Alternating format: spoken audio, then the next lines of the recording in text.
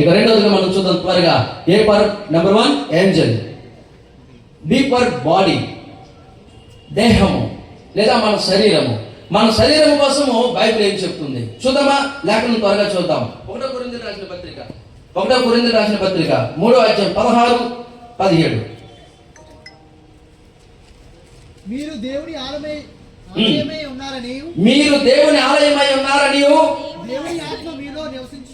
దేవుని ఆత్మ మీలో నివసించుచున్నాడని మీరు ఎరుగరా? ఎవడైనను దేవుని ఆలయమును పాడు చేసిన ఎడల దేవుడు వారిని పాడు చేయను. చూడండి, మనమందరం ఏమైనా ఉంటే దేవుని ఆలయమై ఉన్నామంట. మనమందరం కూడా దేవుని ఆలయమై ఉన్నాం. మన హృదయాలు దేవుని కోవెల. మన హృదయం అనేది దేవుని కోవెల. ఆయన మన హృదయం అనే గుడిలో నివసించాలని ఆయన ఎంతో ఆశపడుతూ ఉన్నాడు.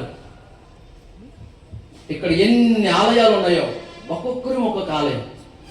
నేనంటాను, చర్చిలు, మసీదులు, గుళ్ళు అవన్నీ పక్కన పెట్టండి, కానీ మనమే ఒక ఆలయం దేవునికి స్తోత్రం.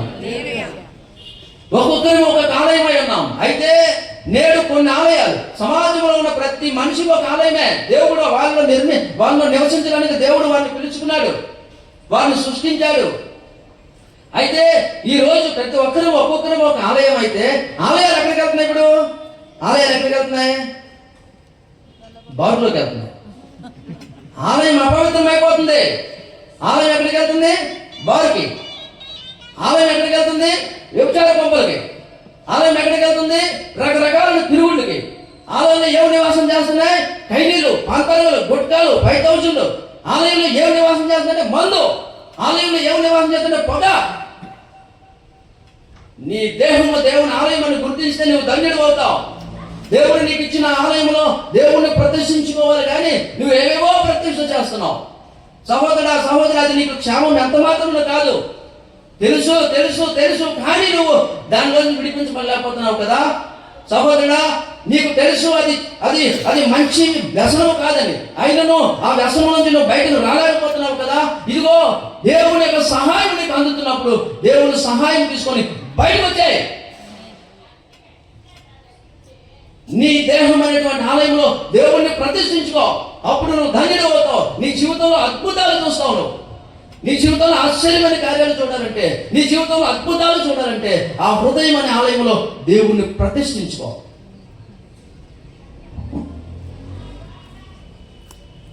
సిగరెట్ ఉంది చూశారు? సిగరెట్కి 2 కోణాలు. నేను అంటాను, సిగరెట్కి 2 కోణాలు. ఒకవైపు ఏముంటది? నిప్పు ఉంటుంది. రెండో వైపు ఏముంటది? బుద్ధి లేని మూత ఉంటుంది. ఏముంటుందండి? సిగరెట్కి ఒకవైపు నిప్పు ఉంటుంది, మరోవైపు బుద్ధి లేని మూత ఉంటుంది. ఆ మూత మళ్ళీ ఆడిందని ఒకటి మళ్ళీ దాన్ని ఒకడంటాడు సిగరెట్ తాగుతూ నేను చెవుల్లోనే పొగ తీస్తాను అంటాడు. ఒకడంటే నేను ముక్కుల్లోనే పొగ తీస్తాను అంటాడు. ఒకరోజు ఇద్దరు మాట్లాడుకుంటే విన్నాను, నేను ముక్కులోని పొగ తీస్తాను, కుషు ముక్కులోని పొగ వదులుతున్నాడు. నేను అనుకున్నాను, ఇప్పుడు పొగే వదులుతావు, 4 రోజుల పోతే రక్తం వదులుతావు. 4 రోజుల పోతే రక్తం వదులుతావు. ఎందుకు? అది ఇప్పుడు ఏదో స్వేచ్ఛగా ఉంటుంది, ఇప్పుడు ఏదో ఆనందంగా ఉంటుంది, ఇప్పుడు ఏదో సరదాగా ఉంటుంది, కానీ నీ యొక్క కుటుంబానికి అది క్షేమం కాదే కాదు. ప్రియమైన దేవుని బిడ్డ, నీ మీద ఒక బాధ్యత ఉంది. కుటుంబం బాధ్యత నీ మీద ఉంది. నువ్వు ఆరోగ్యం పాడు చేసుకుంటూ ఉంటే నీ భార్యను మోసం చేసిన వాడు అవుతున్నావు, నీ బిడ్డను మోసం చేసిన వాడు అవుతున్నావు, నీ కుటుంబానికి అన్యాయం చేస్తున్నావు. నీ మీద ఆధారపడి నీ తల్లిదండ్రులను ఏం చేయాలనుకుంటున్నావు? నీ దేహాన్ని పాడు చేసుకుని వారిని ఏం చేయాలనుకుంటున్నావు? దేవుడు అంటున్నాడు, నా కుమారుడా, నేను నీకు ఒక బాధ్యత ఇచ్చి పంపించాడు రా, నువ్వేం చేస్తున్నావు నా కుమారుడా అని దేవుడు బాధపడుతున్నాడు. నీ కుటుంబం యొక్క బాధ్యత నీ మీద ఉందని గుర్తెరగవా సహోదరుడా, సహోదరి? మరొకసారి చెప్తున్నాను, ఎందుకో చెప్పాలి. నేను ఎక్కడికి వెళ్ళి ఈ మాట చెప్పాలని ఆశపడుతూ ఉంటాను. ఎక్కడ చూసిన యవనస్తులు ఆ కటౌట్లు చూస్తున్నప్పుడు నా హృదయం మీరైపోతూ ఉంటుంది. 18 సంవత్సరాలు, 20 సంవత్సరాలు, 30 సంవత్సరాలు ప్రాయంలోనే వి మిస్ యూ అని చూస్తుంటే హృదయం కరిగిపోతూ ఉంటుంది. చిన్న వయసులో చనిపోతున్నారు. ఎందుకురా ఆరా తీస్తే యాక్సిడెంట్.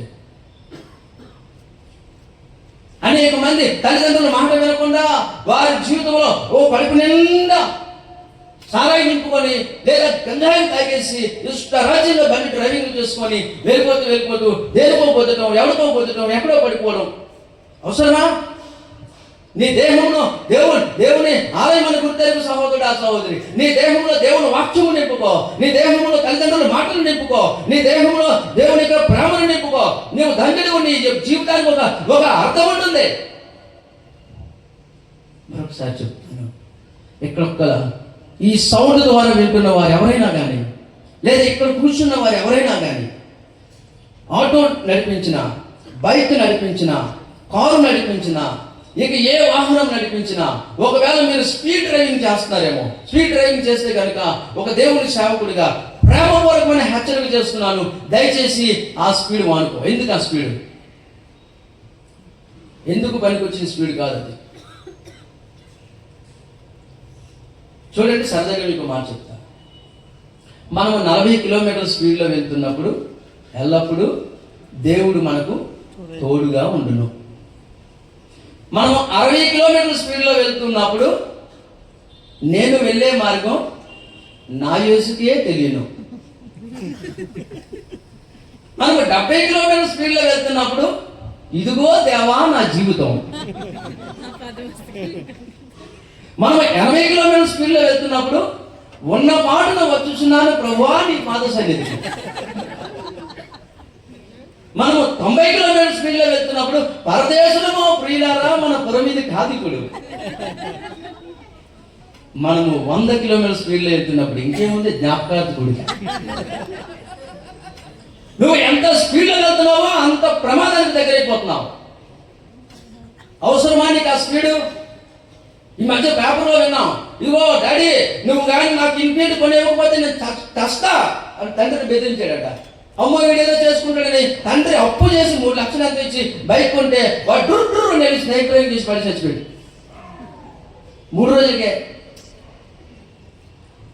కొనకపోయినా బాధే, కొన్నా బాధ అయిపోయింది ఆ తండ్రి. ఎవరు చెప్పుకుంటాడు ఆ బాధ? మరి ముఖ్యంగా చెప్తాను, ప్రియ యవ్వన సహోదరుడా సహోదరి, నువ్వు ఎందుకు తల్లిదండ్రులను బాధపడుతున్నావు? అది దేవుడి చిత్తము కాదు. దేవుడు నిన్ను హెచ్చరిస్తున్నాడు.